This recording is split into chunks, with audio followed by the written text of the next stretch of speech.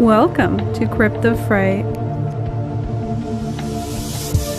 I'm Luna, your guide through the shadows where horror films, TV, comics, and video games all come out to play. Every week, we dig into the stories that shape the genre. The monsters who haunt it. And the creators who keep horror alive. Welcome to the Crypt. Hello, everybody. Welcome to another awesome episode of Crypt of Fright. I have two amazing dudes with me tonight. We have Scott Nielsen founder from HDP Productions, and Al over at Evil Dead Alive. We also have their link trees available, so that's for our friend Scott, and then this one is going to be for Al. Please go ahead and follow them on all their respective things. What are you working so far on, Scott? Well, right now I'm working on trying to make a sci-fi web series that's like a comedy. It involves cheese. It's hard to explain. I got a couple VFX jobs that I'm kind of working on getting, hopefully to work out. Kind of like the hustle things you do when you do this stuff. I like just quick pitch. I got a TV show called Spoopy Movie Time on Tubi and Plex. And I have some award-winning short films from different things and stuff and junk. And that's me. Nice. Thank you so much, Scott. And what about you, Al? What are you working on these days? I play bass in a band called New Dawn Fades. It's kind of heavy metal. I'm just a big horror movie fan. I have a bass Instagram page called Evil Dead Bass. I play a lot of songs, and I'm a family guy. I'm into motorcycles and just a classic horror movie junkie and love nerding out about horror stuff or any of my other interests. So I'm just stoked to be here and gab a bit with everyone. Yeah. Between Scott and I's knowledge and your passion for the craft, you're going to be in for a wild ride, especially if it's your first podcast and being a first-time guest. You're going to love it. Can't wait. Speaking of couldn't wait, Blade. Wow, I haven't seen this since probably the early 2000s, and I was younger back then, didn't have the live perspective that I have now. So in the rewatch, different things hit me differently. What did you guys think after watching it recently? So I have a hot take on this. Ooh. One. I don't know if it's a hot take or not, but it is, as far as I'm concerned, a super queer-coded horror movie, but it is one of my least favorite queer-coded horror movies because it's less focused. Like if you think of like Nightmare on Elm Street 2, right? Super queer-coded about a guy discovering that he's gay. Okay, if you go back into the 60s, they have all the awesome sapphic lesbian vampires that steal your lovely daughter. And it's about the pleasure in the act, right? I feel like because it's 1998 and things like HAART hasn't really happened yet, it's basically AIDS coded. So it's these young people who think they will live forever, the vampires, right? And it's all about like spreading and sharing your blood around. And it's not like a vampire where it's like they bite your blood and it's like labs and blood doctors and things. And it's got this sort of layer of tension that existed in the late 90s, which I lived in New Orleans in my 20s, and it was a very difficult time for people, but because of HIV and stuff. So you had this extra tension built with that, and then you have also the vampire queer-coded horror stuff on top of that, and the symbolism in it is hilarious. Like I didn't really see it so much then, but now like the Blade is like so monogamous that it's like he literally defeats his mother to go bone that one woman at the end that gives him the power to defeat poor Steven Dorff. So it's wild. I mean, looking at it from a backwards perspective. So that is my take, my overarching take on it. Is it's like a weird queer coded horror, but I would much rather watch Nightmare on Elm Street 2 or a Hammer film with some sexy lesbian broads. I've never heard of such a thing being referenced, but I can kind of see that. And also, too, you had it back in the 90s and that era, you had like the satanic panic and everything's evil. And so I'm surprised that this movie did as well as it did, considering. Steven Dorff is great. In my opinion, the vampires, they were just doing their thing. And the only thing that they actually kind of wanted to do was like be in charge of the old, like remove the old guard and like walk in the day. Boy, what bastards, you know? But they kiss each other a lot. They sleep around. They're not good country singers like Chris Christopherson. Chris Christopherson was a wild man. But they're not good, monogamous people who only think about their mother like Blade. And so they must all be brutally exploded in many ways. I like it. The CGI business was a little rough back in those days, but for its time, it's good. But now with the new technology, I'm just like, oh god, what is this? But it's just cheesy. And what about you, Al? What did you think about it? I know you said you hadn't seen this movie in a while. Yeah, how did you feel about it? I hadn't seen it in a really long time, and then going back and watching it, it felt really long. I gotta say, like it could have probably been a half hour shorter. Some of the stuff, even with his mom, just seemed like a side thing. Like it didn't even really. Creepy, man. It was weird. His relationship with his mom is not okay. How does he even remember her dying when he's coming? It doesn't make any sense. I mean, that's probably the comic book, so you can't. But yeah, it's that superpower.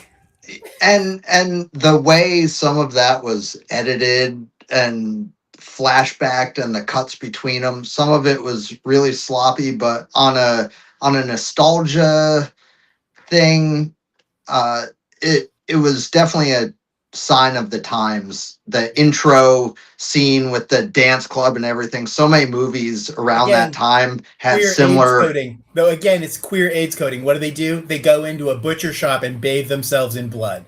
It's literally just AIDS coding. Like I mean, for real. That's the only thing I can think when I look at it and I think about the 90s and I think about what it was like, right? So like, look how scary it is. Everyone is covered in blood. Who knows what can happen to that poor guy who's walking around? Not the vampires, the blood, right? Well, the other movie that immediately came to mind that starts like that is Bad Boys 2, and same kind of era. And now that you mention it, I didn't think of it that way. But Bad Boys 2, it's drugs, and a similar thing happens in a dance club, and someone overdoses on drugs. So, right, so it's definitely a sign of the times. Yeah. Interesting. Now, before we move past the blood orgy, though. Tracy Lords. Okay. Yeah. She's the woman at the beginning. Now, most of us know that Tracy Lords was famous for being an underage porn star who got to be a porn star before she was supposed to be, and then everybody tried to find her for her movies. But I will tell you something else about Tracy Lords. Tracy Lords made. She's in Crybaby? She is, and she's really good in it. She made an incredible dance album in the late 90s. It is really good. It is beginning to end. I mean, it's a dance album. It's a little dark, right? It's like when industrial stuff was kind of taken off, but it flows all the way through. I mean, it's not like it's a masterpiece, but I will tell you, Tracy Lords' dance album, worth a listen. Okay. Yeah. That's a hot take that I'm willing to take with me. And I did not know about Tracy Lords and her past. But I was watching this film with a man, and the man informed me, yeah, born underage. And I was like, how do you know? I hope you never saw that because that's illegal. This different. See, it's different thing. That's why I like talking to different people because I would see it from like a woman's perspective, but Scott might see it from, depending on where you're from and what time you grew up in and your gender and everything. It plays such a huge part. Speaking of part, there are two people that I am allowed to shit talk me, and that is Gordon Ramsay and Blade, because Blade has such great voice lines, and those are the only two people in existence that if they said something to me, I'd be like, you know what? Yeah, you're right. What were your thoughts on Blade's voice line? Do you think they were good, or do you think they were too cheesy? I think Wesley Snipes. I think this is, of the big movies that Wesley Snipes did, the worst one that he did. Not the worst one that he did. It's a better movie, but his performance. He is so good in Demolition Man. And of course, freaking New Jack City, right? Excellent. He's really good physically, and his lines are okay. But there's some directions they gave him that were really strange. Like there's one in the beginning where we're learning at his character. I think it's at the blood orgy. Oh, blood orgies, Love them. and they're blood orgying around, and the guy who's hilarious is getting head, who's like keeps losing his hand. He's my favorite subplot, is a hand guy.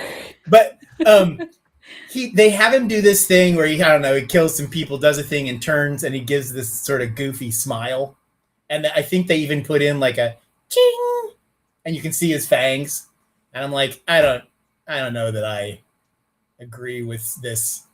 Stop this, like. He's supposed to be scary, right? He's not supposed to be like ka-ching, Yeah. I was a little iffy on that, but I thought he was pretty good. Yeah. What about you, El? Did you enjoy Blade and his voice lines, or did you think they were too cheesy? I'll admit I'm a big fan of horror sequels. I love Halloween 2, Hellraiser 2, Friday the 13th Part 2. So I kind of like where characters develop too. So I thought he was a bit too robotic and stoic in this one. And I like how his one liners developed and became a little more self aware and a little more kind of purposely cheesy. That it was in this one almost still trying to be too serious, but almost like Evil Dead 2, where Bruce Campbell is starting to come into his own and realize that you can be funny and badass at the same time. I feel like Wesley Snipes did that better in Blade 2 and 3. So it was a good setup for the later ones, but he held back too much for me. It was like Maybe they just haven't. They didn't have the vibe down right, because I think that's what that exactly smile is supposed to be, right? But they didn't quite have it locked in, I think. Yeah. And I think I'm a big Guillermo del Toro fangirl. I'm not even gonna like sugarcoat that. But I think Guillermo del Toro really elevates Blade 2. I know a lot of people hate Blade 2, but I love what he did to the franchise. And shout out to Guillermo del Toro for giving us Blade 2. So I enjoy that, definitely. Yeah, I fully agree. I think it developed. I don't know. It was more entertaining, more memorable for me. There was Definitely. Upon rewatching Blade 1, there was so much stuff I didn't even remember. I think he's all stiff and stressed out because he can't get laid. He's all awkward and tense and stressed out and worried about his mom and hanging out with grandpa. And then, he gets to finally, can I say F? Is that? Yeah, you can finally fuck there at the end. And then his soul is awakened. And I think from that point, he's probably a lot funnier. Right? Because at this point, he's like a 36-year-old repressed virgin. He's like the guy from Falling Down in like a short sleeve shirt. He's like an incel. He's literally an incel. He's involuntarily celibate until he's like 35. And that one hematologist is like, don't worry, I have AZT or heart or prep, right? You can have sex with me and I won't be I won't get your disease. Again, Yeah. let's have sex, and all of a sudden he's powerful and Yeah. able to, defeat everyone. So maybe his stiltedness is just him trying to be cool, but just not there yet. Yeah, and he's Yeah. starting off Blade 2 with game already, so Exactly. He's got the game. He's got the riz, the testosterone. No, but for real, that scene where they had captured Dr. Karen, right? And then is Frost asks her, "What's wrong? Blade ain't giving it to you." It's like, whoa. Even he knows she's not getting any action from him either. So I thought that was funny that they inserted that in there. But at the very beginning, we have no idea. If you've never seen Blade, we have no idea what we get into because we see just a woman giving birth, and it looks like it's an emergency. There's gonna be a C-section that's going on. They mention it. The mom, do you see her pass away, or what they insinuate is passing away? Um, and after that scene, it was so weird. We could have not even had that whole scene because that scene did fuck and all, I feel like. So after that, we cut into Dennis and Raquel driving in a car, and I'm just like, what is happening here? Did that feel kind of disjointed for you guys as well? exceptionally. I think the worst part of it wasn't in the beginning, is at the end, because when they bring the mom back, you're almost like, who the fuck what are we, is this, huh? Where are we? Oh, right, the weird space camera. Because that was the issue I had with the death of the mom. It was like done in this really weird, floaty, like it not put together with a pace or any sort of. I mean, they were trying to probably make it dreamlike, right? Like he's reliving it as PTSD or something. But it just came off as like this weird 90s, look at me, I can float a camera around for no reason, like ugly thing. And then the movie, yeah, once we are in the car with the characters, then we start to actually sort of like, it feels like we're moving forward. Things are happening. Mm-hmm. So thank Tracy Lords for that, because otherwise we could have been stuck in weird pregnant mom hell forever. So. Well, the scene where Frost says, "I know you've been wondering who turned her." I was like, wait, what? I wasn't thinking that at all. When was that even mentioned? Yeah. That was never a thought What? that crossed my mind. He just realized that she's still alive, and now I realized later on, which is just the worst, that like, remember when he's typing on the computer and they Yeah. have those cool coffin beds? That's Yeah. his mom. His mom gets up and tells him to get ready and then eats the cop.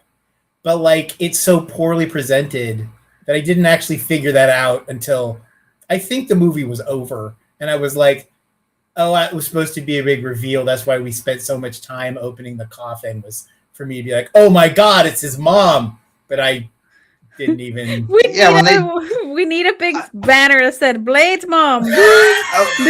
Blade's mom. I was both not surprised and also didn't care. I was like, this really has nothing to do with anything. Like he hated this guy anyway. He hates his stepdad. Wow, he's a guy who has a mom and hates his stepdad. Where could that have possibly ever happened in real life? It's fine, Blade. Lots of people hate their stepdads. It doesn't make them good or bad. It just makes them maybe bad for you. It's okay. And he was already trying to kill him for the past Blade hour and 47 minutes. Blade needs a back rub, a blowjob, and a snuggle. And I feel like if that had happened 25 minutes before this movie started, this movie would never have happened. He'd have just gone to sleep. He'd have woken up. He'd have told Chris that he's going to, I can't remember, Whistler. He would tell Chris, Whistler, I'm going to go try and find myself a job. I know I've been crashing on your couch, playing World of Warcraft, LARPing vampires all day. And I understand that may not get me the future that I need. And I've just met someone. So I'm going to go over to the Waffle House and get myself a job. And from that point forward, Blade would have been a productive member of society. I feel like that would have changed the entire concept of the movie. Now, if he was working at Waffle House, would he still have the katana on his back, though? Well, that's part of the growth experience, right? You go through that period where you think you're playing lots of D&D and you literally kind of begin to feel like you're a druid or whatever. And then one day, the Waffle House guy goes, "Why the fuck are you wearing those sandals?" And you go, "You're right, man. I'm not a druid." And then you get your shit together, So, I mean, I know I have I have a weird opinion of this, but that's what I see. I see a dude who LARPs and lives with his dad, and his dad's really patient and into him and creative, and they have come up with this thing that they do together. Then he finds someone, he gets to have sex and start to maybe have a relationship with someone, realizes that living in your basement LARPing is bad. Unfortunately, his dad has to sacrifice himself for that, and then moves on with his life. Oh no. Well, that is a very unique take, Scott, and I've never heard that in my life. So you heard it here first, guys. When you do enough film and you pay enough attention and you start to look at tropes and stuff, when you watch movies, you watch them in just completely fucked up ways. Like, you don't see them in the way you think of the writer and the director, and you think, well, what are they elevating themselves to? Right? Like, I'm writing this and I'm in my mom's basement and I like to LARP. Oh, who's great? Blade. Right? Like, that's like what my brain goes to. So it's kind of weird that way. So sorry. No, you're okay. So after we see that weird scene, then we see Raquel and Dennis driving this vehicle. They go to a meat plant.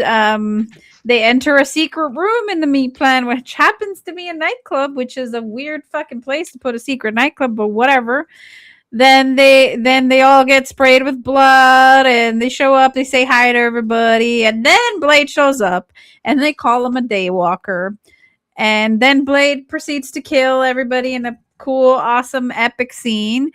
But I did want to ask you guys about that. The opening rave scene, they often refer to as the bloodbath, is one of the most iconic action intros in horror action history, in my perspective. What specific elements, music, lighting, pacing, you think make this work so well? The thing I loved was when all the cow carcasses are hanging there, and there's the one human carcass in like a body bag type thing, and it shows it for a split second, and the guy kind of looks at it and gives it a "what the fuck" thing. That was awesome. That was the most standout thing of me, because I saw it there and you're like, yeah, and then he sees it there and you kind of react at the same time as the guy did, and it's already weird, and then you see that, but it was so quick. I thought it was really good how they did that. That was the big standout for me.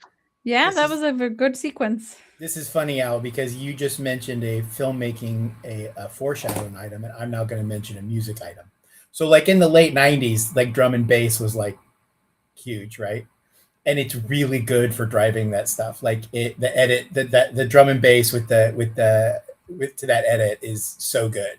Like, I'm not a huge Prodigy or MGMT or Lords of Acid fan, but in that particular way, it is really good.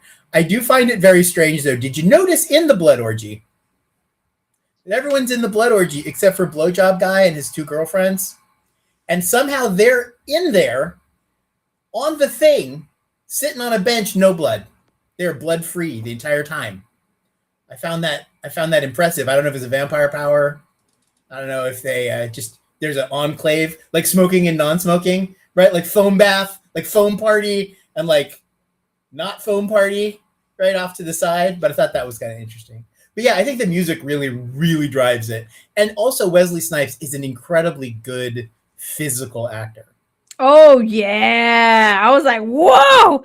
I was so fucking amazed at all the stunts and all the stuff he was doing. I was like, holy shit, that looks really good on camera. Yeah, it's the stunts, but also like his intent. It's like everything he does, he telegraphs so well. So you really understand, like, you see it a lot. Like, you see it in a lot of movies where you'll see a fight sequence and it just sort of looks like a mess. It's like noise and edits, and it's very difficult to ascertain like what's really happening until there's like he gets stabbed in the eye with a pencil or some sort of thing like that.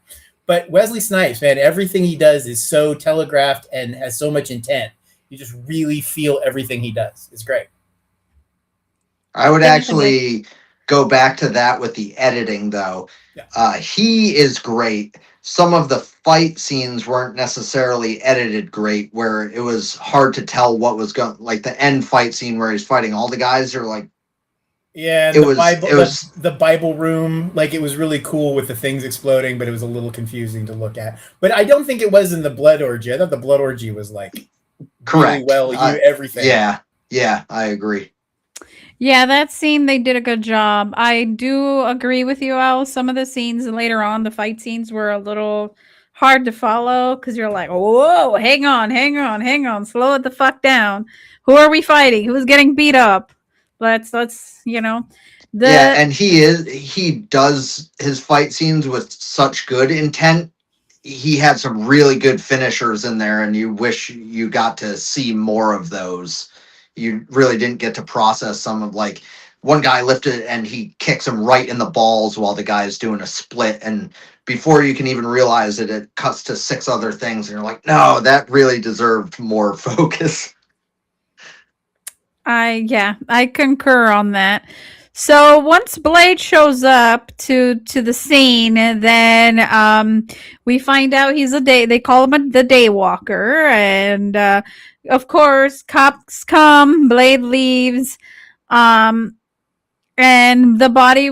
He had during that time he had another vampire named Quinn, and they just left them there burnt. The body was taken to the morgue, and that's where we meet Curtis and Dr. Karen. Blade came back to finish the burnt vampire off, but he escaped, and then he did bite Dr. Karen, and that's why Blade takes her. But that scene was a little weird for me because I'm like, after I just got attacked by a man, why the fuck would I go with this other man?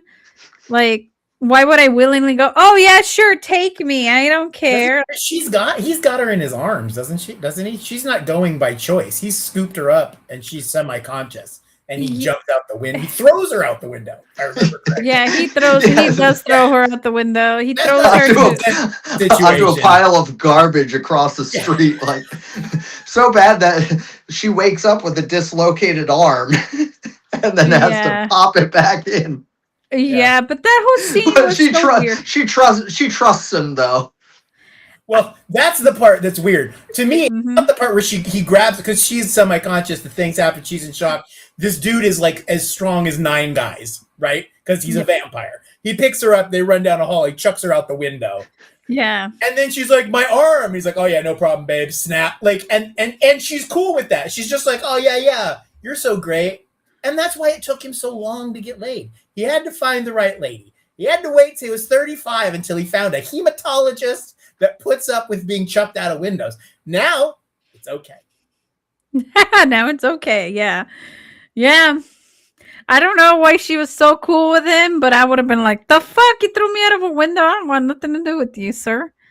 Like, what is wrong with you? Once I got in that building, like once he got me down the stairs, I would not want to have anything to do with anything. Like I would... Yeah. But she does. She tries to go home, right? And then that doesn't work. So I guess it is kind of... Yeah. Well, we find out what happens with that. But so what ends up happening is she tries to go home, and there is somebody that shows up to her house that ends up being a familiar. So we discover that familiars are a thing, not only in where what we do in shadows. What we do in the shadows. Thank you. The name just kind of slipped my mind for a second there. It's not only in that. So we have a Guillermo-like personality here, except not as funny. But that was a whole weird thing. So Blade did around since Renfeld, right? Renfeld was a thrall that whatever Dracula told him to do. Yeah, exactly. So after that, Blade ends up taking her. I thought that was a little weird, but Blade took her to his secret hideout where we meet Whistler, and then You mean he took him to meet his parents? yeah, Mm-hmm. got to meet mom and dad, and then introduces Whistler, and then thankfully Whistler injects her with that like serum, with that garlic serum thing, Garlic, yeah. and yeah, they just have a nice time, getting injected with stuff, and they caught it on Gonna hurt a time for lot. her. Yeah, it will hurt a lot. And then we see the secret vampire meeting, and what were Wait. they? Before the secret vampire meeting, I just Yeah. have to say, because a lot of people are younger, the guy who plays Whistler, his name is Chris Christopherson, Yes. and he was a songwriting music icon from the 60s and 70s. And he has written many of the songs in the 60s and 70s that you know or have listened to or have heard, and you didn't know that he wrote them. He wrote Me and Bobby McGee.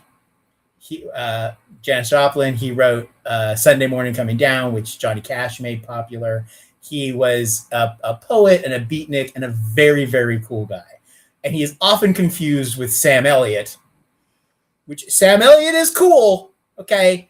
Chris Christopherson is a freaking musical genius. There is not even very different. And I would feel like a bad guy if I just skipped the awesomeness that is Chris Christopherson before we moved on. Yeah. No, he's still awesome. Was he from Nashville? Because I know I was reading up on him, and his lyric. It's a lot of people claim that his lyrics changed Nashville, and I was just curious if he was from Nashville. I didn't get that deep into him, but yeah, he has a lot of country songs. He wrote a lot of cool, iconic country songs and a But ton he of wrote a music. lot of left leaning folk country songs. So he made a very different environment. He basically created what we call Americana now, what you call like Amigo the Devil or Johnny Cash or whatever. He created sort of the Americana vibe where it's sort of a country sound, but it's not like pickup trucks and rifles and dogs.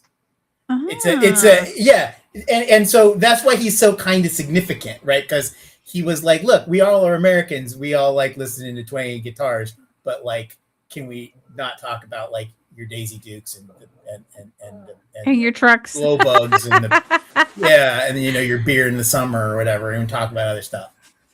He has a whole song about paying it forward, like it's set in a truck stop, and somebody gives a little boy some candy, and then he goes and does something nice, and he does something nice, and he does something nice, and it turns into this big long story, and it's amazing, and he's awesome. So Chris Christopherson kicks ass.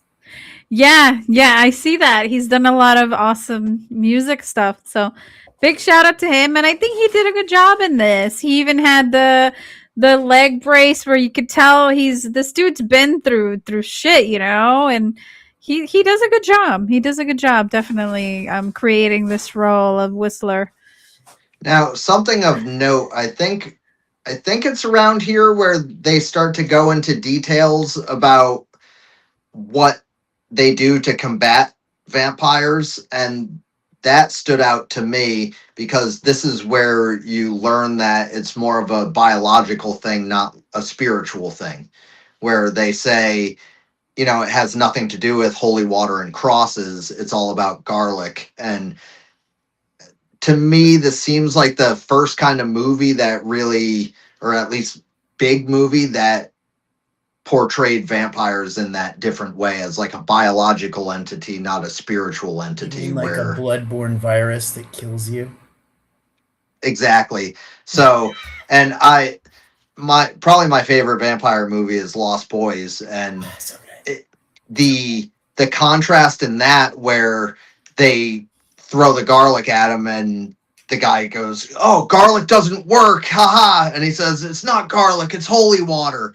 But then this is the total opposite. They're like, "Oh, holy water doesn't work, but garlic does." So the fact that it's the opposite of Lost Boys that stood out to me at this scene where they're kind of going into the rules of what works on these vampires. So I thought that was pretty cool. I have a hot take for the Lost Boys too.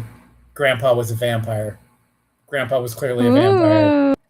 You can't touch the top drawer. There's taxidermy everywhere. There's a shelf that his grandpa's root beer do not touch. He wears sunglasses and sleeps out on the front porch during the day. And at the end, he goes in and says, hey, like, all these damn vampires. Clearly, he's a half vampire that eats critters in the desert. Sorry. Side note. I love that movie. It's a great movie. Yeah, no, that's awesome. I gotta come back and Scott, and we gotta shoot the shit about a bunch of crazy movies. I want to learn more from you.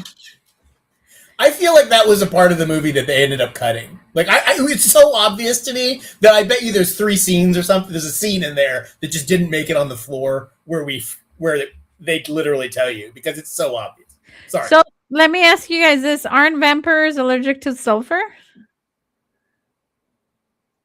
Or That was werewolves. that was werewolves? Oh, okay, never mind. I was gonna say because garlic has a lot of traits and compounds of sulfur, like allicin. So maybe that's why vampires don't like garlic, because it's a powerful antioxidant. They're like, ugh, antioxidants, no bueno. I think it's because dudes a long time ago realized if you eat a bunch of garlic, you smell like garlic, and so it must get in your blood, and it's spicy and foreign, and so it's like fire. If I was gonna guess, that's what I think. I don't know, but I would say. Yeah, that's true. So now that we paid homage to Chris Christopherson, that name's a mouthful, huh? Then we see this secret meeting, right, where they're shit talking Blade. We gotta kill this guy. This guy's a fucking problem, and they just going on and on and on. And then we see the whole debate about who's better, because the film introduces a clear divide between purebloods, and which are the vampire aristocrats, and then the half breeds. You were human, and then you got bitten, and then you got turned to a vampire, like Frost. So did the political hierarchy in this movie feel like fleshed out enough, or was it just kind of thrown in there for you? And it's like, oh, people already know vampire lore, so we'll just throw it in. To me, that's another huge thing with like the garlic and the crosses thing. This established every other vampire movie before this, there's one head vampire, and then everyone else is all working for that one head vampire. There actually was a hierarchy and a society of vampires. That's more like the Anne Rice vampires are like that. Yeah, okay. And then this like set it up almost for Underworld and Twilight and all this other stuff where you had these different clans of species and broken up into different statuses. So I thought this was huge about doing that in the mainstream, where it kind of changed the dynamic of what it meant to be a vampire. And this movie, the vampires are the main characters, not just the enemy of the main character. So this is, to me, the scene where it kind of changed what it meant to be a vampire in a movie. I was definitely team vampire in this movie. I mean, like I said, you're hearing my interpretation of Blade, so you've probably already got the vibe. I'm kind of team vampire in this movie. But yeah, also, Stephen Dorff is really good in this movie. Yes. And after I saw this movie, because I saw this movie when I was like 23, right? I was like, oh, Stephen Dorff, he's fucking cool. And I watched other Stephen Dorff movies, and they all suck. Something special happened to Stephen Dorff for that one movie. But he's really good. The council thing isn't weird to me. The hierarchy thing isn't weird to me. Him wanting to take over isn't weird to me. I thought it was really funny how they made the main Dracula vampire sound and look like Dracula. He's like, yes, we are going to kill you. You're a muggle. We do not care about you. And then everybody else represents different cultures and nations. I thought it was great that the boss was literally like Vlad. you know. Yeah. And I totally understand why he wants to roll things over. And also, he's suffering some pretty shitty racism. Like, yeah, of course he wants to overthrow his oppressor. Completely makes sense. So all of that part I get. In the lore, though, what does the blood god do? What does the fucking? Why do we keep saying a CGI tube? Why is there dripping? Why do these assholes have to stand on a circle? None of this is properly or clearly explained. We needed them to work on that sheet instead of blowing up the sheets in the glass. We needed what's his face, Chris Christopherson, to come down there because he's apparently the only one who can read it, including the other vampires who can't fucking read it. We needed Chris Christopherson to come down there and be like, oh, no, dude, see, there's this blood god, and he's gonna, I don't know, they gotta drain your life. It's fine, don't fucking worry about it, but this is the mechanics. Because all we saw was a tube, and some dude standing in a circle, a weird compressy thing that's the fucking most impractical thing I've ever seen, and then, like, disco skulls. Like, there's no, like, I don't know what happened, and then he's like, what the fuck?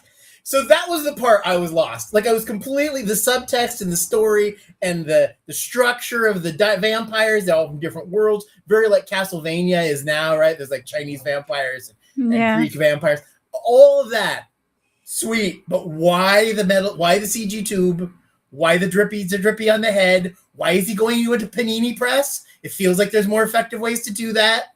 Like that kind of thing. A panini press. I love that. And yeah, I agree with this comment from VG Falcon. Pure blood logic made no sense if they don't age. How the pure bloods age?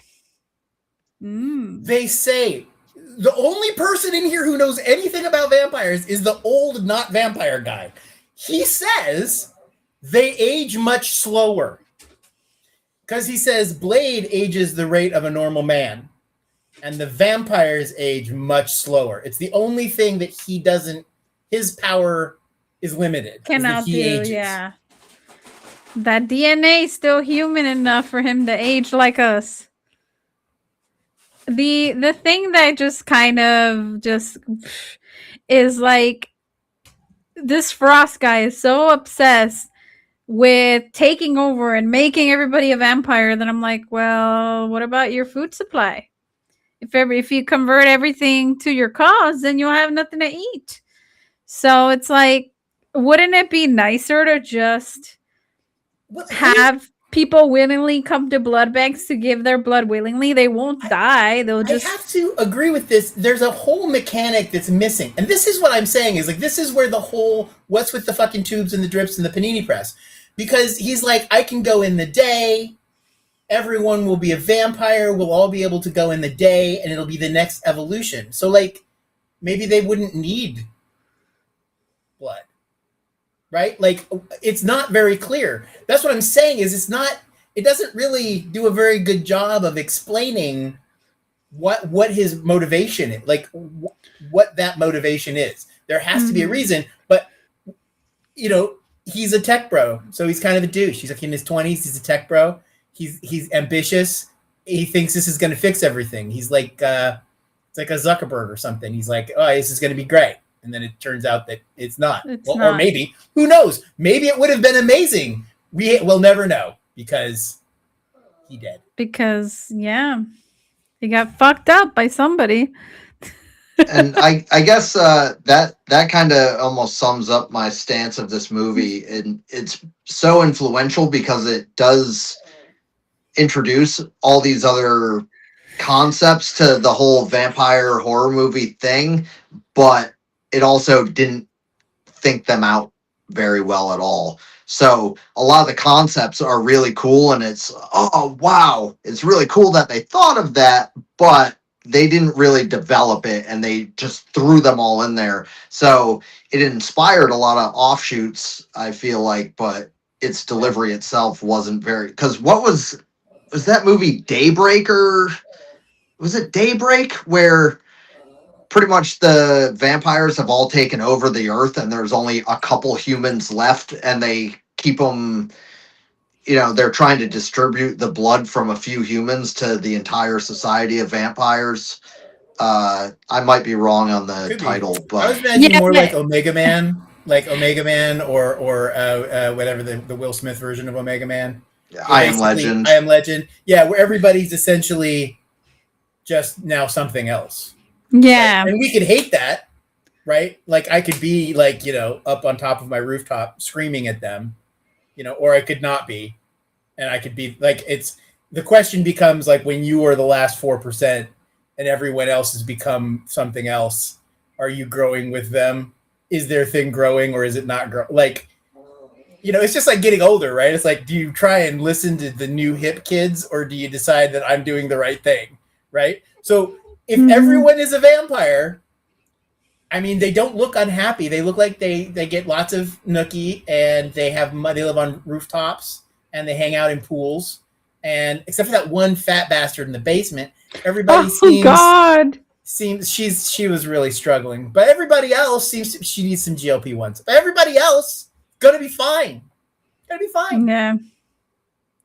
And I will make a comment about that. We haven't gotten there yet, but our girl Karen is really enjoying herself torturing that fat bastard, isn't she? When she's like, and then she's like, "Oh, he moved." It's like, shoot him if he moves, and then it's like, he moved. He didn't even move. He's fucking 1,000,000 pounds. Also, like, that was a she, and I appreciated so much that it was a she, because whenever you put a fat, creepy dork in a basement, it's always a dude. And so I was like, yes, I am glad the fat, creepy dork for once is not a dude. Yeah. Yeah, I feel like this movie did a lot of that, where it was a lot of not typical for the role casting and that little kung fu girl was fantastic. That we move into in the next scene with the little girl. She's like, help me. I don't know how you would fall for that. Like, you're in the basement of the evil like vampire lair of all power, and you see a little girl. She's clearly not a little girl, but fine. But she kicks ass. She's spectacular for her little fight scene. Yeah, she's probably been doing kung fu for 600 years. So yeah, she's like a monk, like a Shaolin monk child. Yeah, she just got turned when she was like 8 years old, but she's been 8 years old for 600 years. Yeah, I gotta love that. But yeah, the fat bastard in this equivalent, of course, to Austin Powers is none other than Pearl. That was the name of the vampire we saw, and what a life! Definitely would not want that life of just sitting there and in your own body mass. If Blade wasn't LARPing, that's what he would have become. But he came up with a hobby that got him out to meet people. So fortunately, he didn't end up just hanging out in Whistler's basement. But that is Pearl that's why there's so much animus when he finds Pearl, because he's like, I could be you, and he doesn't want to admit it. Yeah, you think so? Mm-hmm. All right. So once we get to that secret meeting, Blade goes out to buy supplies, whatever, and he steals and sells shit and buys stuff. And after Blade comes back, Whistler does inject him with the serum. But then Karen wakes up and she freaks the fuck out. They catch her watching. She tries to flee, and there's this whole thing where she's trying to flee, and they're like, you can't flee. And then they explain it to her, the vampires are real and all this stuff, and she's like actually buying it. I wouldn't have bought anything these dudes are telling me, but she buys it. And then she goes home, right? And a vampire familiar belonging to Frost shows up to her house. Blade shows up, of course. They run him. The vampire goes and retrieves his car after a while, and then they follow him to like a weird, sketchy nightclub. And then Blade's like, yeah, that guy's a vampire. That guy's a vampire. The hooker's a vampire. I'm like, damn, even the hooker? That was just hilarious. But that scene was just rather interesting because they just followed this dude and they got away with it. Yeah. And it Did had early J-pop in it. As an early exposure to J-pop in yeah, that scene. they did. I forgot about that music in that club, and I'm just like, oh, it was so bad. It wasn't good J-pop either. It was really bad. It's like, There's no baby metal I for was like, sure. ah, can we not, please? Let's not play this music again. Since you're a music guy, what did you think about that music they were playing in that club? In general, the soundtrack very much dates this movie. That Yeah, drum and bass is like that died in 2000, But I don't think it's a bad genre. Like I like it sounds fine, but No, it's nostalgic for any. I don't know how I would feel if I didn't live through it, but it's kind of like, oh, it takes me back to that time, and this is how movies at that time all were. But that was definitely towards the end of it, because coming after that, you had like Dracula 2000, and you started to get like heavy metal soundtracks and horror movies and stuff. So this was definitely a sign of the times with the at the tail end of the whole Mortal Kombat like techno soundtrack thing. yeah, absolutely, absolutely. So, we see this the familiar Frost going to that club. They follow him, they find him, they torture him a little, and then the familiar finally tells him where the entrance is. And this part was so funny to me, it made me laugh. Yeah, I'm telling you, it's in the fridge. And then it's like they're like, beat him up. I'm telling you, it's in the fridge. Go look. Then they finally go look, and sure enough, it's in there. But that scene, I'm just like, what is their obsession to put these secret hideouts in fridges and meat like what is their obsession with like fridges and stuff? speakeasies because it's like a speakeasy. It I would have eaten his ass too. yeah, If that cop was my familiar, fuck that guy. Like for real. He barely gets tapped by Blade essentially, and he's a cop. Like he should have some kind of authority. He should be able to call him back up, make things difficult for Blade. There's all kinds of shit he could do to be an effective familiar and protect his master during the day. And instead, he goes and gets his car back because he doesn't want to get a fucking parking ticket, and then gets the shit knocked out of him. And like, no, he deserves all the eating, and he does not deserve the vampiring at all. That one dude, he lost his arm like 4 times. Arm lost guy, he was probably a familiar, and they were like, nah, dude, you lost your arm like 4 times. You were even gonna let me cut it off. I mean, it was a joke, but it's fine. You win. You're great. Cop dude. Now fuck that guy. he was useless. He's useless. That was another scene that the editing of it was so confusing. I was like, wait, who went down into the fridge underground, and who's escaping where? I had no idea what the fuck was going on. Yeah, that was fast cuts. It's when just for a filmmaking nerd environment thing, it's when people first started digitizing footage and editing on Avid is right in this time. And so the idea that you could make really, really fast cuts, that you could have 4-second or 3-second cuts, became like showing off that your tech is cool. And that time, it was all these people doing these super fast cuts to the drum and bass, which can be really confusing if it's not done well. Because when you're cutting between 2 different groups, but you're cutting between them so fast, you think these people are all together because you're seeing 4 people in 2 seconds, and you're like, well, they must all be together then. And they'd but weirdly they're cut 2 back. different groups. Yeah. Yeah, and they'd cut back to the establishing shots of the Asian men watching the J-pop, like for no reason. Like we know we're there, Yeah, no, I agree. The editing is confusing, but just so you know, quick history tip: that's why it's confusing. Is because people got a hold of things like Da Vinci. I mean, nowhere near Da Vinci, but people got a hold of the ability to edit on a timeline and went buck fucking wild. They were like, "Oh my god, everything can be a music video now. We can cut to beats. We can cut so fast, and we can do it so quickly. Check this shit out." Without actually, it's like what they say with Spider-Man. With great power comes great responsibility, right? Like you can't You can't just fucking do it. Everything can't be sepia. You can't, but yeah, that's why it looked like that. Yeah. You spent so much time asking if you could, but you never stopped to ask yourself if you should. Yeah. Yep. I love that saying. Just because you can doesn't mean you should. And I give all the CG complete pass because it looks it's like the tech awful for the time. previs. Yeah, it looks like awful previs now, but it's all done really. It has a really. You can see what they wanted to do, and what they wanted to do was fucking cool. And so I'm like, okay, that's cool.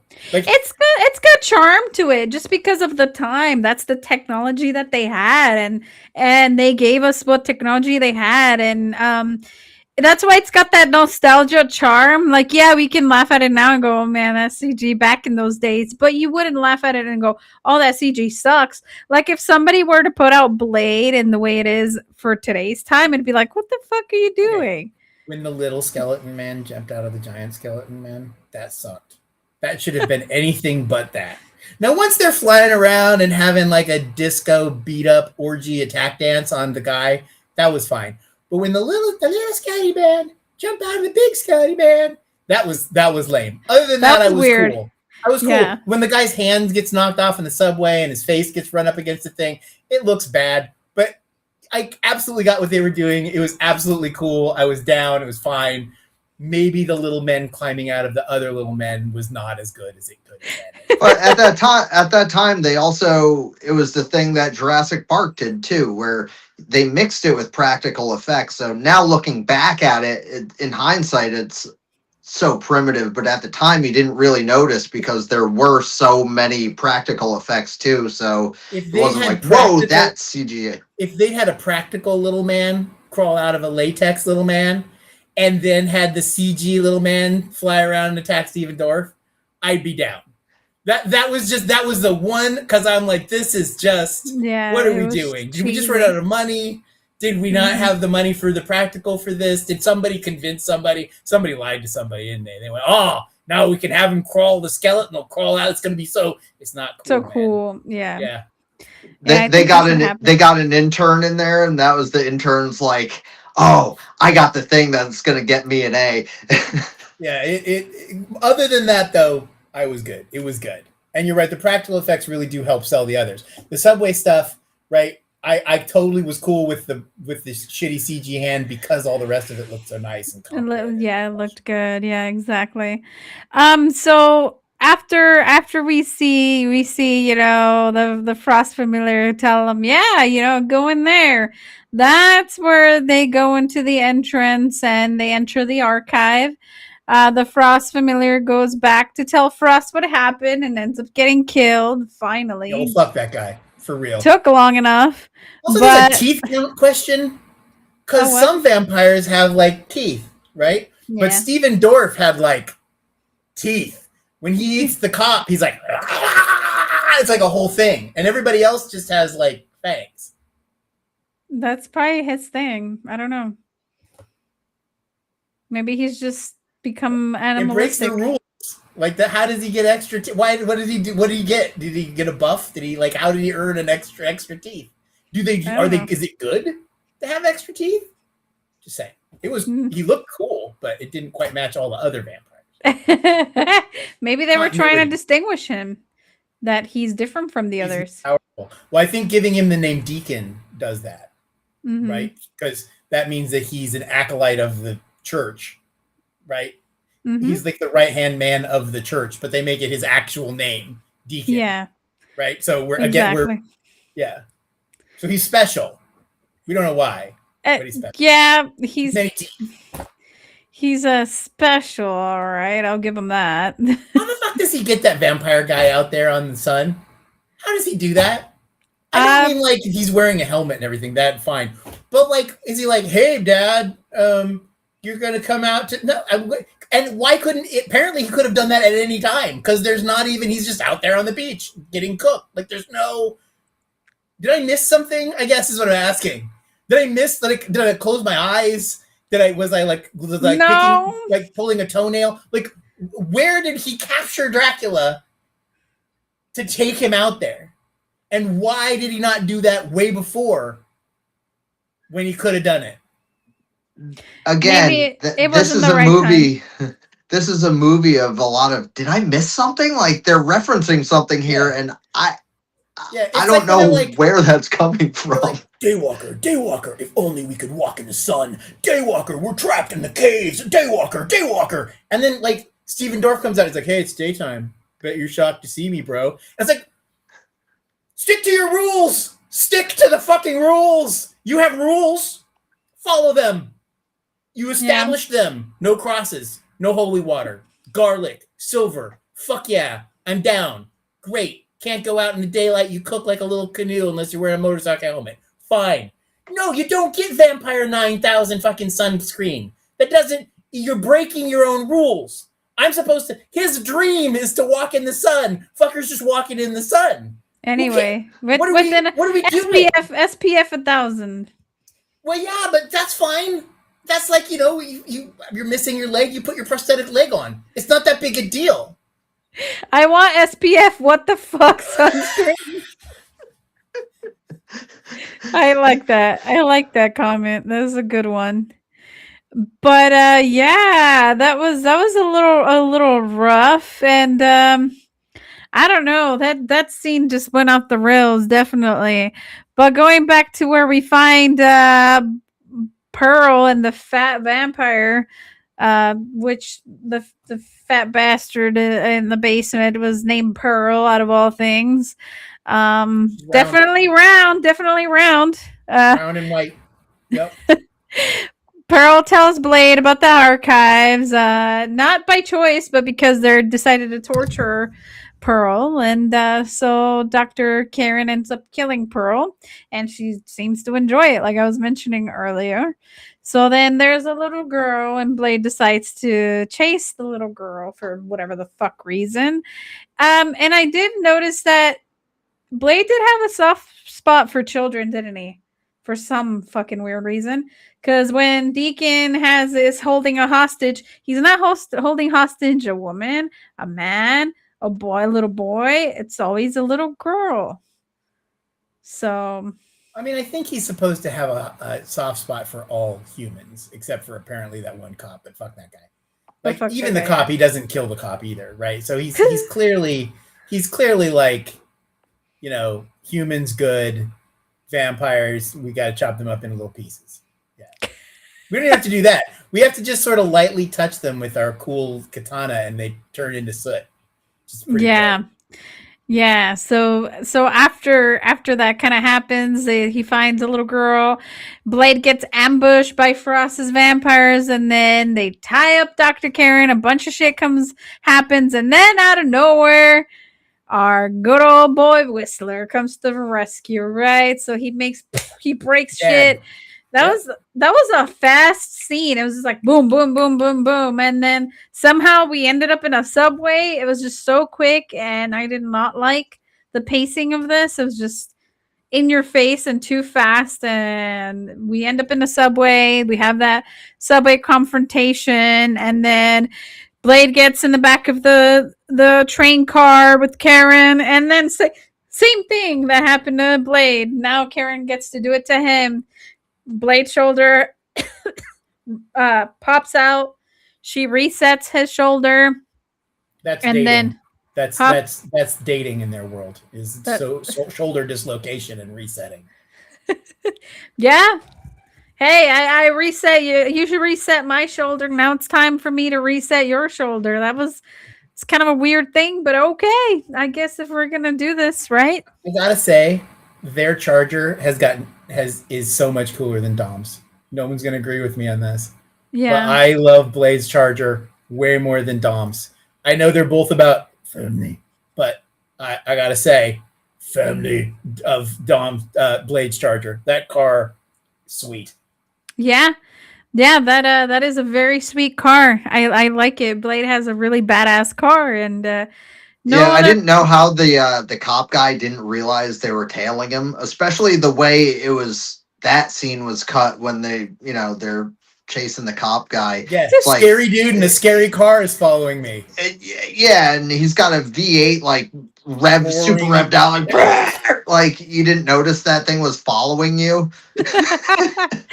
Cop logic. Well, that But that cop. Okay, that cop was missing brain cells. I'm it's sorry. not Yeah. the same Fast and the Furious logic, right? Where it's if you've got a Charger or a car with absolutely no muffler and you're using NOS, Cuban NOS, you are Oh god. stealthy and secret. You might as well be in a Prius, but you can fly as fast as you want. You can do anything.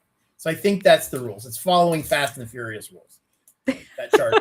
Oh no. Oh no. There's only two cooler cars that I can think of than Blades. Back to the Future DeLorean and Knight Rider. Knight Rider's pretty fantastic. Batman's new car is pretty amazing. It's also a Charger, though. I think.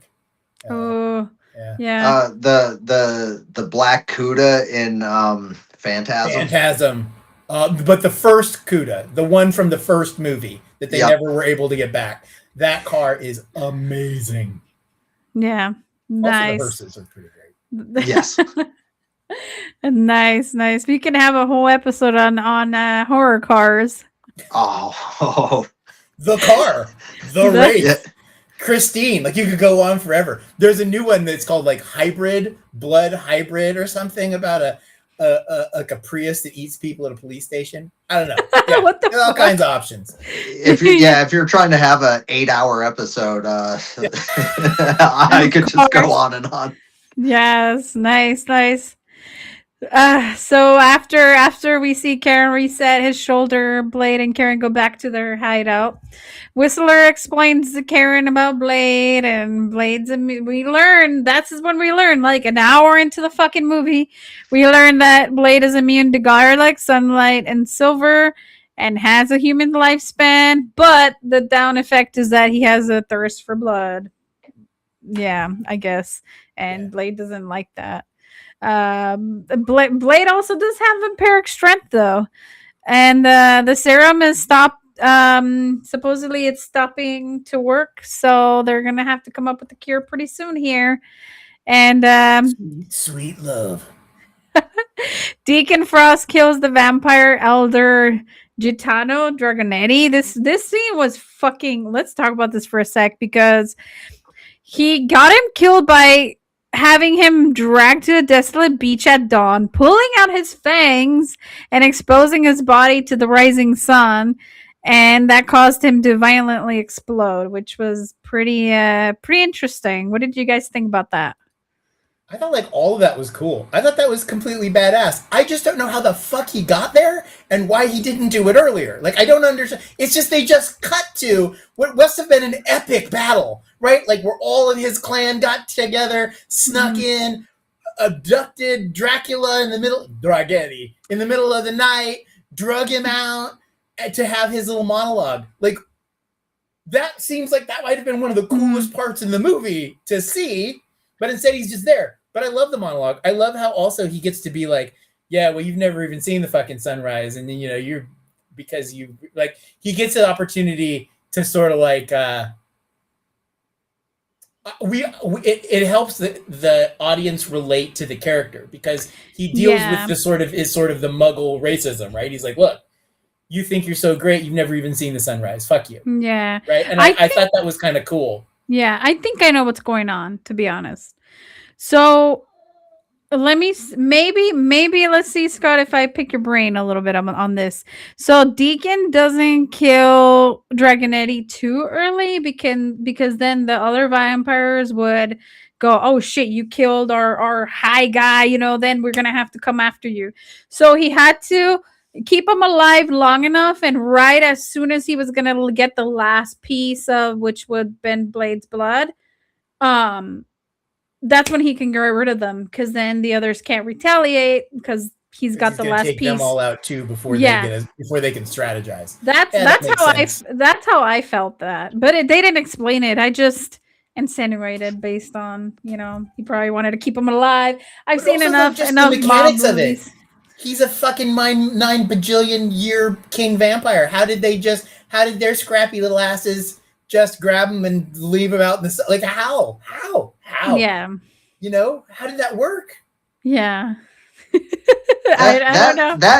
That also seems to be a recurring theme in vampire movies where weaker vampires and new vampires always end up beating these like hugely centuries old all powerful vampires. It happens, I mean, it happens with Michael in The Lost Boys. He's not even a full Grandpa does vampire it.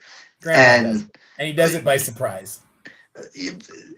but he's even putting up a fight against all these other vampires, and he's only a half vampire. 30 Days of Night, what's his name, is like recently converted vampire, and he beats this centuries old. That it's like, yeah, but that's because they got heart.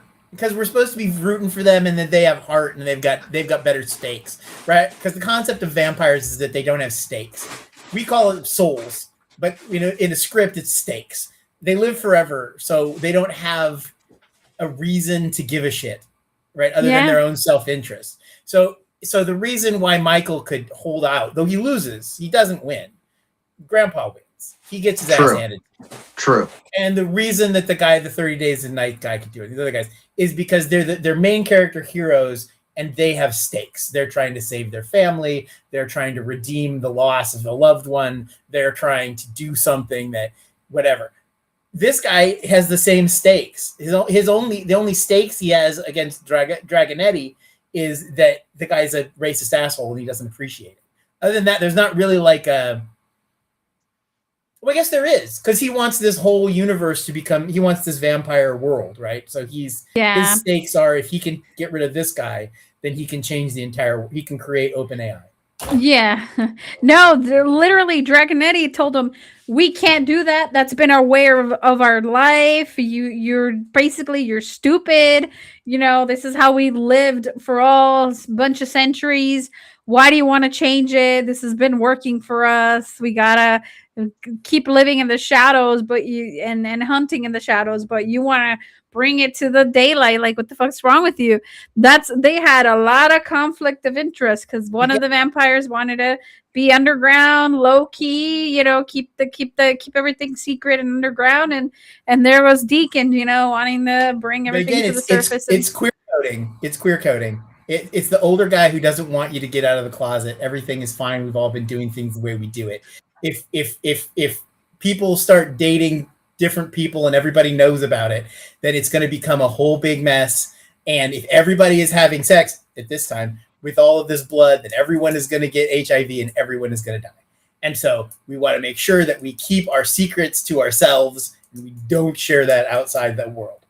And to me, that's what I see in that same story, in that sort of way of coding the story, right? Is like, you got to stay in the closet, because if you don't stay in the closet, all of these awful things could happen to all of us. We'll be retaliated against, right? And what are you going to be doing to everybody else in the culture? Just saying. Yeah, just replace the HIV and all that with vampirism. Yeah, replace the blood and the HIV with vampirism, and then their behavior with basically, they're not really gay, they're just sort of queer, right? They're sort of polyamorous, and the women sleep together, and the men, we don't think they do, but the guy and Quinn do seem to be very close, right? The other lady that is, it seems definitely bi, possibly just gay, with the awesome hair, fucking blonde. I can't think of her. Oh, with the only person, cool. The only person in the entire fucking movie that wore all white, and she stood out. Yeah, she's so cool. Yeah. I loved her. It's very easy if you just take a few of those words and swap them around, then the whole movie has a different language to it. Yeah. Yeah, no, I definitely like that character, and I like that everybody was wearing black, cool, matrixy kind of thing. And then here comes this one all white, and I'm like, okay, well, when you suck blood, it's gonna definitely show up on your outfit, so that's pretty cool. It's pretty bold of you to wear white. So good. She's gonna look so good. It's gonna be all like stuck and bloody and stuck to her. It'll work.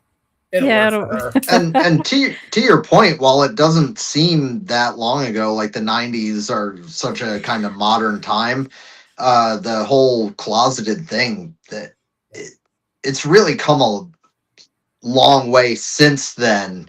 Like it was closer to things in the 90s were closer to, I guess, how they were before that than they are now. Yeah. And a big part of that was HIV. A lot of that was still, a lot of it was still taboo in mainstream media. Like there were people, I mean, what year did Ellen come out of the closet? People knew that she was a lesbian for years. She was open about it, but she didn't even say it on her show until, and then when she did, her show went like, and that's a huge thing that, like, we're thinking of. If you think about it with now brains, HIV, if you get HIV, it sucks, it's bad. Then you take a pill once a day or a shot every 3 months or something, and you stay undetectable, and it causes some liver damage, but you get to live essentially a normal life. Maybe takes 10 years off your life. No big deal. When I moved here in the 90s, I literally just watched people waste away and die off of Bourbon Street, right? Like they would just waste away, like they were being eaten by a vampire. They'd become skinny and gaunt, and their lovers would carry them from the bar out to the restaurant. And that AZT had started by then. So AZT was like 20 pills a day that may or may not keep you alive, but messes up your liver and your kidneys, and you still get lesions and all these other things, but you live longer. And 1998 is like 99, I think, is when there was like a reasonable pill regimen that didn't kill you. So if you think about that from 1998 standpoints, and you think about that movie, thinking about it from their perspective, right? It's so much scarier and so much more intense and so much more obvious than we see it now, right? Seeing it with our world, it's like not that big a deal, Mm-hmm. But yeah. It's wild. It's an interesting movie and it's funny too, because it's one of those movies. It reminds me of like Queen. Like when I was a kid, like all of the homophobes loved like Queen and Judas Priest, and like none of them knew, of course, that like Queen and Judas Priest were gay, right? Even though like the videos are like leather daddy, like, man, Judas Priest is like the biggest leather daddy, but nobody clicked on that, right? It was fine, right? And you see that with Blade. It's like Blade just ran on cable channels over and over and over again. All of these people love Blade, right? And they don't actually see the whole rest of what this is, like, kind of is. And I just find that interesting. Nightmare on Elm Street 2, I don't know if you've ever seen it, but it's a very similar vibe where it's like, oh, it's about a guy and he's turning into Freddy in his dreams. Oh, but he's killing the gym teacher in a leather bar and tying him naked to the shower. Oh, well, he's what? Right? We're yeah. Sorry. Go ahead. It's an interesting parallel. Oftentimes, society mimics film, and vice versa. So it's always a sign of the times when when a movie was made, what people were worried about, and the anxieties and the fears. They always come through in the cinema. And I know this stuff is uncomfortable to talk about, but I mean, I don't think that this movie, just like you were saying, Al, this movie is such an incredible snippet of a very specific time, and it is without mentioning these parts that maybe are a little uncomfortable, you're not really actually getting like a whole subtext that's happening inside that movie.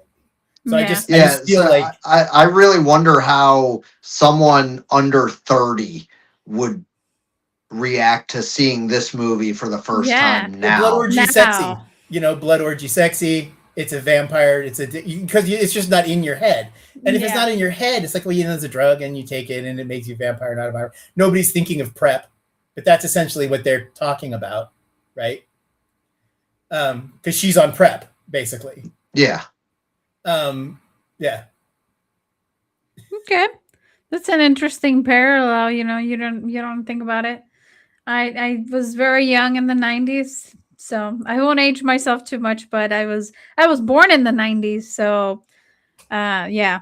So I grew up, later after that, so I was 23 when this movie came out. I saw it in the theaters. I was super stoked because it was like geared towards me, right? And I was like, oh, this is cool. Wesley Snipes was so cool, and it's so cool to see the like counterculture sort of like, we'll just go with, because nowadays it's queer counterculture, but like counterculture was being represented, right? You had industrial Yeah. music, and you had,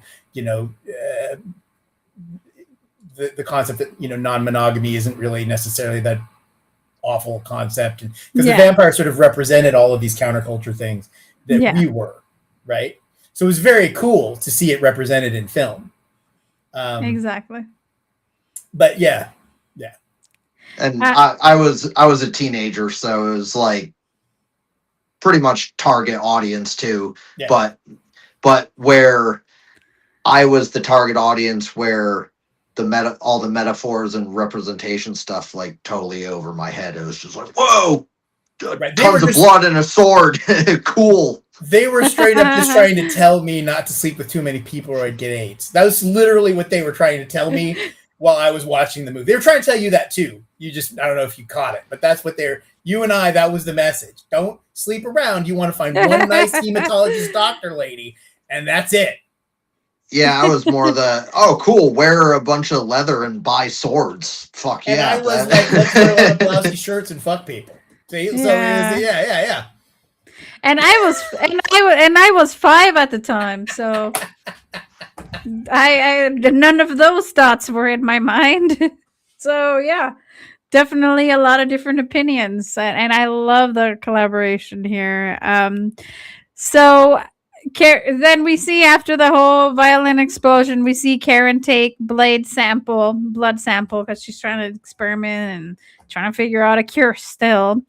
Blade goes out, and Frost meets him at the park, like in broad daylight, and she takes the little girl as a hey, if you don't do this, I'm gonna kill her or whatever. And Frost tries to offer Blade a truce, right? Blade denies the truce, and then Frost just flees and throws a fucking kid, and the kid almost gets hit by a truck. And of course, Blade saves the child, and yay, we have that hero victory there. I thought it would have been cooler and would have made more sense if the child was a vampire. Because he'd already been tricked by the vampire girl. I think it would have been way cooler if he chucked the vampire in front of the truck, run off, and then the vampire girl beats his ass and runs away. Yeah. I thought that would have been, because it would have been more humiliating, more Yeah, I think so too. Because it's like, oh, you want to live a life of a hero, or you're gonna get stomped on. I think that would have been good. We set up the rule that he can't tell that the kids are vampires, so we could do it. Yeah, exactly. So Frost finds Blade's secret hideout. They show up to him. They murder Whistler. They take Karen. But Whistler tells Blade Frost is trying to resurrect the vampire old god, and then he's the only one who can read. Because he's the only one who can read. No one else can read. Nobody else can read. Vampires read. They say, we got the vampire things up here. Ain't they great? But we don't know what any of that shit says. We're going to use this computer, try and figure it out. What the fuck have you been doing for 4,000 years? You can't learn to read your own goddamn language? What is wrong with you people? This old man with a gimpy leg who tends to grind stuff with a grinder for no apparent reason, he's learned your fucking language. What is your deal? There's 15 of you, and you're all 3,000 years old. One of you dumbasses couldn't take a minute to learn, get fucking Duolingo and fucking Vampire Owl teach you to read the goddamn Bible? I'm just saying... What the fuck? Yeah. It was in HTML. Yeah. And how does the picture help? They showed us that fucking video 4 times of the tubes and the squares. We're so, and then they're like, you see? No, I don't see. Yeah. I thought that too. I'm like, why are they showing us this? I don't see nothing. What are they trying to prove here? Look at the image. Why again? Why again? We've already seen it. And we still don't understand it. There's no new revelation in there. There are some words. It's a fucking Rube Goldberg machine of blood that we would never have understood from the picture once it starts to happen. Sorry. Yeah, exactly. Exactly. You're 100% right.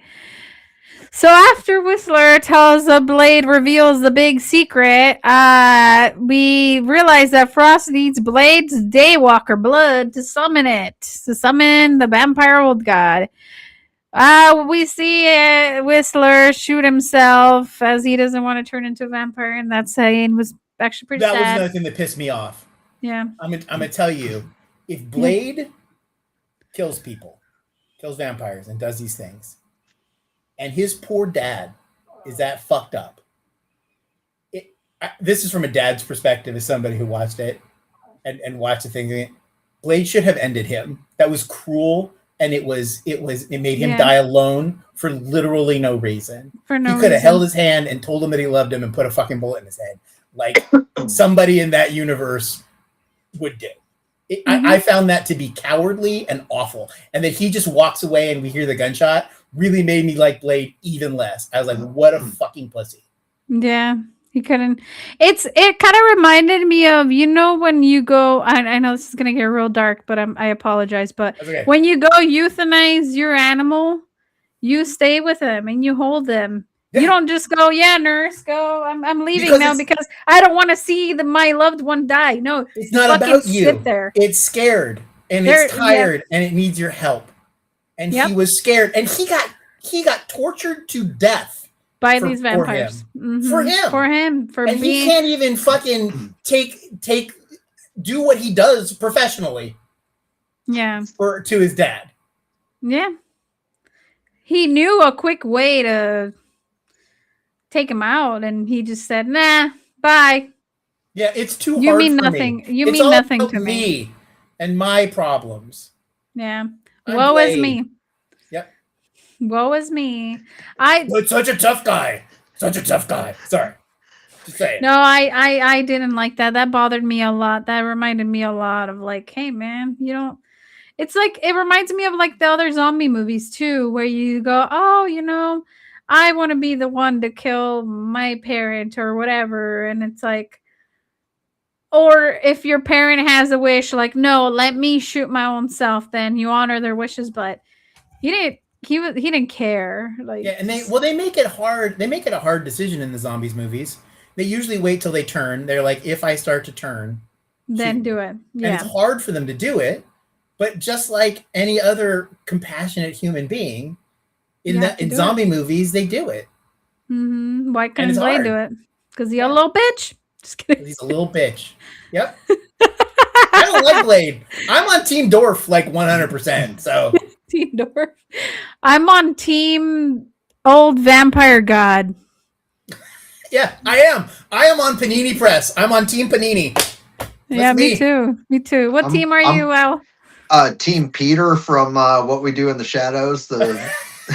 You're in another universe. Team Another Universe. Nice. I like that. So after we see the whole demise of him, which made me really, really fucking pissed. But anyways, Blade goes into their lair. Blade uses an anticoagulant serum that Dr. Karen made to go, woo, makes the vampires explode. And that is so much fun. Yeah, again, the CG's fine. The sad attempt at the Matrix bullet time was kind of hilarious. I mean, they did it because they literally took a scene from the Matrix. The hallway is the hallway from the big shot from the second Matrix, where they're all shooting and climbing up and they did the bullet time with the horrible CG, and it was I forgave it only because I know how desperately they probably had to have a bullet time scene or they weren't going to get their funding. At some point they were like, that there's going to have to be a Matrix scene. And we've got to have black trench coats and we're going to need to see our bullets. The map was the big CGI budget spend. That's why they needed to show it all the time. I can see that. I can see that being a big sticking point. So after he uses the anticoagulant, Blade finds Deacon's bed, and that's where shit gets weird for me. Blade finds his mother in Deacon's bed, and how does he know it's his mother? We don't fucking know. He just knows. Deacon had turned, apparently, Blade's mother. Because he remembers her from her vagina. Like, it's real weird, because she's basically, he's C-sectioned out, right? Yeah. And his eyes are still covered in goo. Because he's a baby, and there's like this, and then she's dead. So it's vampire powers. He just remembers everything, I guess. Yeah, maybe it's some sort of vampire thing that Whistler didn't tell us. To the dead mom's face. It's like, this is your mom, and then took him away. I don't know. Maybe. Yeah, I don't know. You know that weird thing they do at the hospital where they like do like they you can hold the baby without a shirt on or something? Maybe they did that with the dead mom and now they have that connection. I think that's for the mom though, not for the baby. I don't know. Maybe. Who I don't knows? know. Who the fuck knows? But hey, we'll just say that happened. Shirt, whatever they do. And just so that you know, I still had not clocked that it was his mom. So I Yeah. still did not understand it was his mom until she comes out and literally says later, I'm your mother. I'm your mom. And then I'm like, Yeah. oh, okay. Yeah, I didn't. Cool. I caught it right away, but it was a weird how I grabbed it. It was just like, "That's his mom. What the fuck?" Because of the same hair and same everything. I'm like, "Oh, okay, that must be his mom." That's what that was my assumption. Oh, that must be his mom, but it wasn't really explained. I just Um, assumed that there could be other brown people in a movie that aren't necessarily the mom and the guy. I just assumed that in the entire world, that just because there's just one other one, she's just another one. It didn't click to me that that had to be the mom. Like, that was wild to me because we hardly see her face. We hardly see her face again. She doesn't look the same in the bed because her hair is shorter. yeah. So it's weird. There was so many cuts, so much drum and bass, and so many subplots going on at this point that I the I had aged a couple years between all of those scenes, so I wasn't even remembering. In fact, I forgot that the movie even started with that scene until we started talking, and you said the start of the movie was the hospital. I had erased that from my brain, even though I watched it 3 days ago. Yeah, I had to if I wouldn't have taken notes, it would have probably left my mind too how irrelevant that was, to be honest.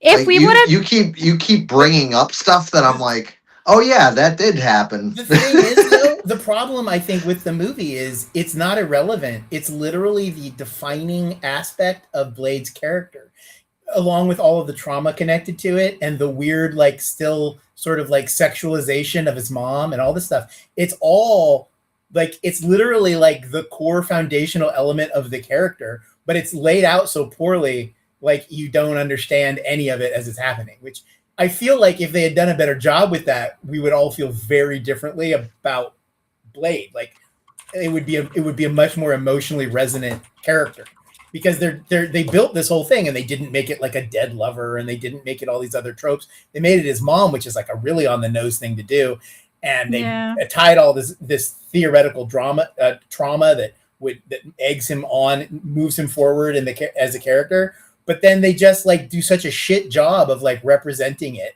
that you don't really get it.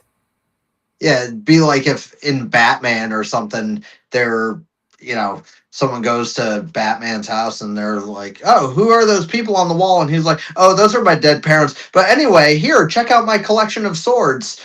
Yeah, it's like, you know, that iconic. It's from the comic, and then they've redone it in the movie a bunch of times. Where essentially the guy fires, he's holding the pearls, and he fires the gun, and the chamber goes back, and it breaks the pearls, and they're in the alleyway, and they all fall dead, and Bruce is standing there, right?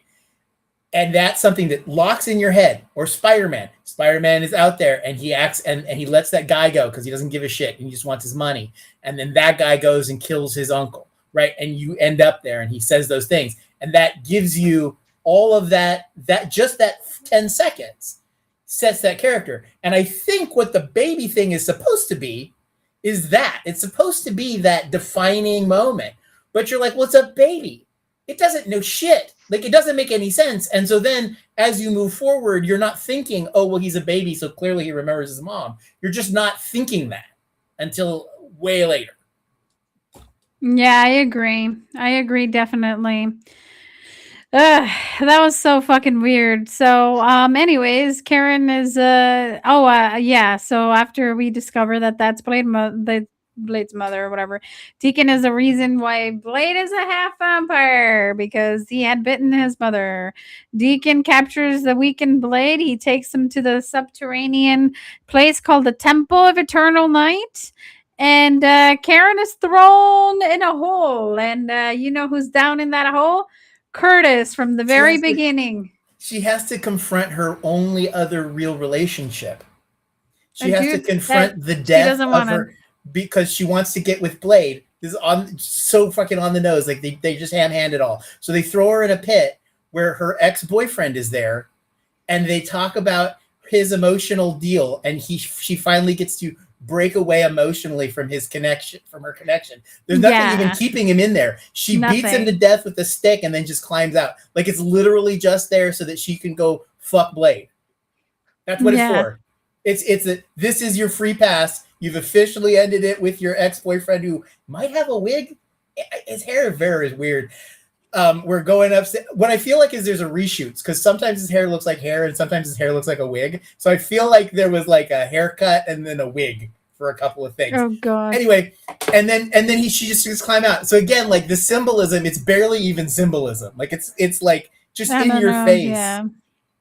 Yeah, they deleted the scene where he got frostbite all over his face in Hoth, so that's why it looks different in the later scenes.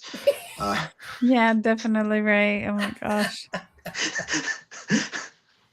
So after Karen releases herself from the hole, we see Blade is put into an Iron Maiden-like contraption to take his blood. That's what I called it. Eternal darkness. Why did he need to go in that Iron Maiden contraption, panini press, whatever you want to call it? I don't know. But we see him strapped into it. This scene was really weird for me. I don't know. I didn't like the contraption. I didn't like the way this was delivered. They could have strapped him down to a fucking chair and put, shit in his veins to get the blood out. Why did it have to be this? Honestly, I was just grateful that I understood what the fuck was happening. Because I didn't understand what the tubes were in the map. I didn't understand what the things were supposed to mean. I didn't understand what the god was supposed to do. I didn't understand what was going on with the fucking Daywalker. But once they stuck him in the panini press and that blood started going, dun, dun, dun, na, na, na, na, na, na, na, and the guys were standing there and there were the crests, I was like, finally, at least this is stupid. But I understand. There's a whole value of at least just fucking understanding. A little bit, yeah. I was relieved. I was like, this is fucking stupid. This doesn't make any sense. This seems like there's a lot of better ways to do this. But you know what? I get it. So I understand. Oh no. Blade Foreman grill. I like that. Yeah, I guess they need his blood for the ritual summoning, and they're going to put him in a forming grill to get it. That's pretty cool. They, for some reason, have to stand people in a very specific position and make them sit there so that the blood from the Blade Foreman grill goes everywhere down the ball and drips on each one of their foreheads exactly so that tiny little men can jump out of them at the right time. At the right time, yeah. Feels like you could just do that with like a bucket and a chair, but cool. At least they get it. Yeah, I mean they're into like ritualistic summoning, so they need the whole bit, Yeah, a lot of it's just for show. I mean, yeah, for sure. Vampires are flashy. Come on, let's give them a break. Yeah, witchcraft is a lot of intent, right? You got to think it. So sure. I'm in. So Blade's blood falls in the basin. The ritual begins, and then Karen. Then finally, Karen gets Blade out of the panini press, and then she's like, "Oh, you're still weak. You know what? Fuck it." She removes her little band-aids from her neck and goes, "Fuck it, just drink it, so you regain your strength." Which I think was nice of her, to try to offer some of her life for. But they literally do it as a sex scene. They do it as a sex scene. It was pretty sexual, that scene. Well, I mean, he literally like grunts and moves, and she's like, "Don't stop, don't stop." And he's climbed over sweaty back, and they're like literally like making like thrust. I mean, they're fucking. They're not, but they are. And then he's like screams. He comes at the end. And then he has the power of the jizz whiz or whatever. But jizz whiz. But again, it's so on the nose. So what's she do? She ends it with her boyfriend in the basement. Then like takes 10 seconds to climb up to the thing to go bang her new beau, right? And then they're now locked in a committed monogamous relationship because he can't use the serum anymore and she has PrEP. So if you break all the logic down, he is now committed lifelong to her neck. That's fine. Yeah. Well, I'm Fuck just it. saying monogamy is the most important thing. It will save everything, and it will give you the strength to defeat uber vampires from hell. Didn't know that, but there you go. I like that message. I've been monogamous all my life, and I'm like, yay, I can There you defeat go. evil Yeah. and still look like a badass You and can with totally katanas. defeat evil. I mean, well, actually, your man can defeat evil after he drains you. But can I borrow the blade? I mean, she was playing with the blade You just for gotta a know while. that thumb thing. Yeah, or else I'm gonna fucking decapitate my hand. We're in a monogamous relationship. We don't have to worry about spreading the blades. The blades, yes. BLADS. Yeah. Oh gosh. So after definitely the sex scene, Blade kills his mother Vanessa. He just goes, "Yep, Wait. you're done." Does she kill? Does he kill? He kills her before the sex scene. After the sex scene. After, that's what my notes say. I was Yeah. pausing, and yeah, it got really weird. But you know, since he has a weird mom He's got thing, mommy issues. he has mommy issues, and because he has got mommy issues, now he has a girlfriend, so he has to get rid of the mom so he can continue the new relationship with his replacement mother. In a different kind of movie, he'd put her head in a closet or in a jar or something. Yeah, definitely weird, but Or yeah. rocking chair. Rocking chair, yeah. So now, then Serial Blade. killer or Blade? Question. Mommy issues. Likes to randomly kill. Disassociates and compartmentalizes his life. I mean, go to After he has a sexual awakening. He's absolutely confused sexuality and violence. Mm-hmm. Yep, he has he another wants to go deleted kill. scene. Another deleted scene where he's tacking her scalp to a mannequin head. Yeah. Oh no! Or no, you know what he'd do? He'd keep it alive like Whistler. Oh yeah. Yeah. Ooh, that would not be fun for him, but yeah. So then we see the best scene, I think. I enjoyed the scene, but I don't know what you guys thought. But Blade uses the anticoagulant to kill Deacon. That was pretty fun. I like that. I agree. But I will say the little men climbing out of the big men. It was so bad. I mean, That it was still fun. gets you. It was fun. It made me laugh. Like I outright, like I know it was supposed to be tense, but instead of being tense, I was laughing at the little men climbing out of the big men. Yeah. But I mean, definitely. It works because I was laughing. I wasn't like, oh God, I can't watch this anymore. I was definitely paying attention because I was like, what the fuck is that? You know, why is his head so small? Why head so small when man's so big? Yeah. Why is skeleton so small, but man's so big? What is happening? Is it a little man with a puppet? Is there like I'm like trying to imagine like how the little skeleton man, like, I'm sorry, but like, this is what I'm thinking. I'm like, how is cool, he's got his wings, so he's wrapped his little wings around in his back. Okay, great. And he lives inside the big man. Okay, so what does he do? Does he stick his arms and legs out where the man is and he has controls? Is he like like a piggyback talking in his brain?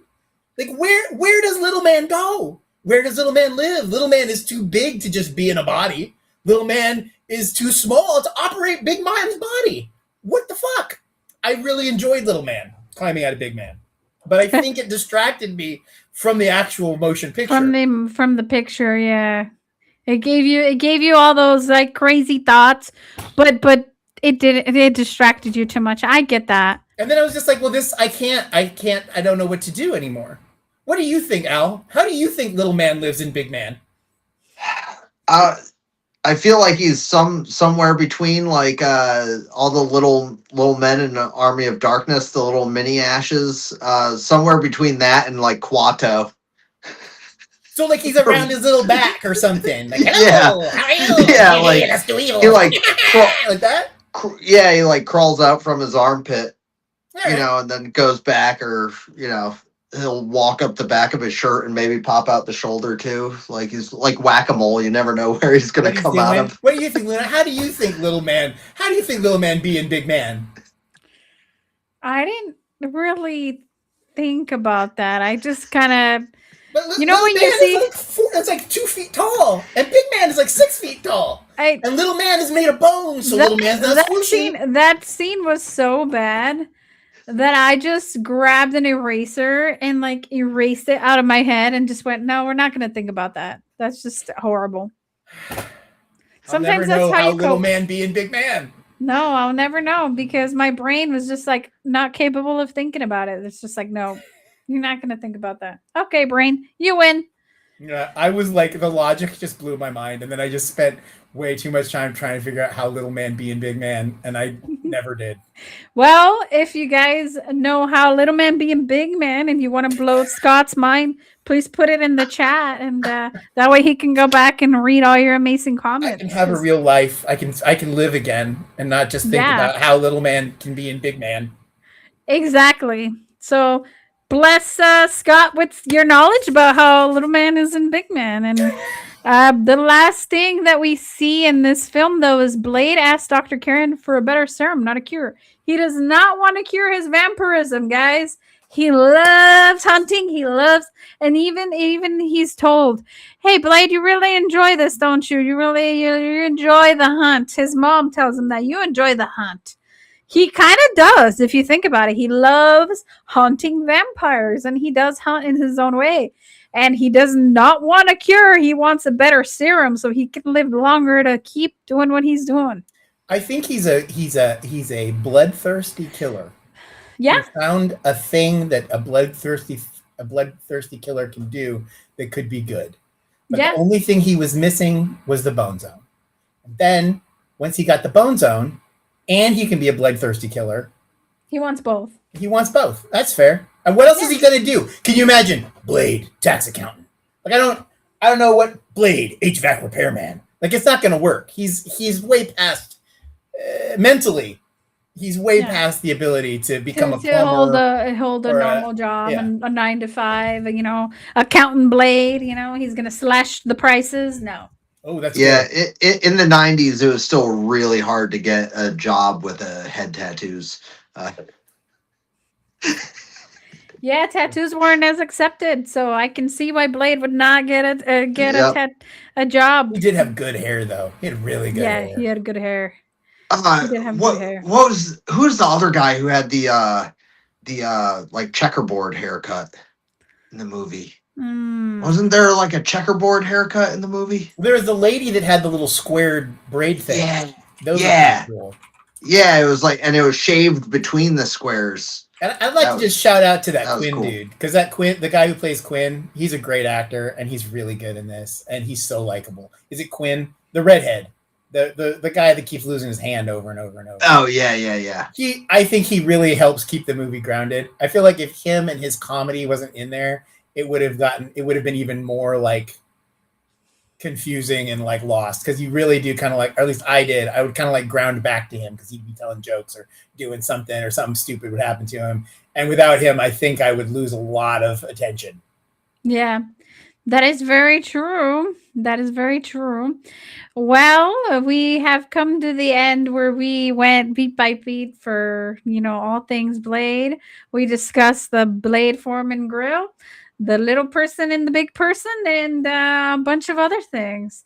So And all of this still wasn't as long as Blade. Yeah. the movie was longer than that. We analyzed every scene beat by beat, more than in real time, and it's still less. We talked about other fucking movies. We talked about Fast and the Furious and The Lost Boys and something else, and we still made time. Yeah, exactly. So if you guys want to see everything that Scott is doing over at his production, HDP Productions, you can follow him here in his link tree and check out all the wonderful things that he's doing. If you want to see more of Al and all the music stuff and everything that he's got going on, check him out. Here is his link tree. And I hope and pray that I can come back, that you guys were willing to come back and do other fun movies, because I had so much fun. Will you let me pick a real weird movie? Of course.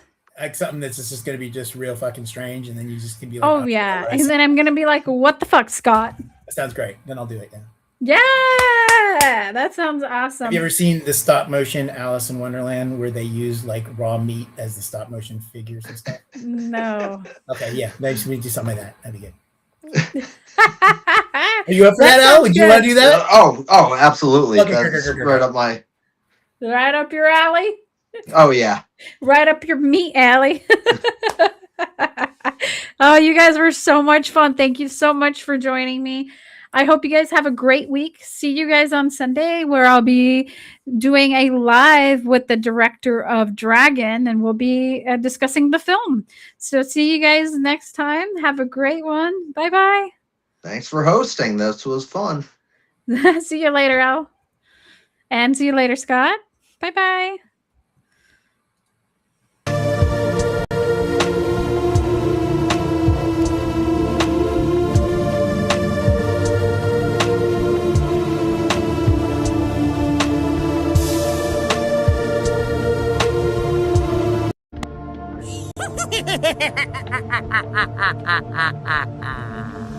Hello, boils and ghouls.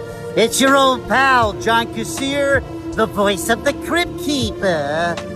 And I want to thank you for listening.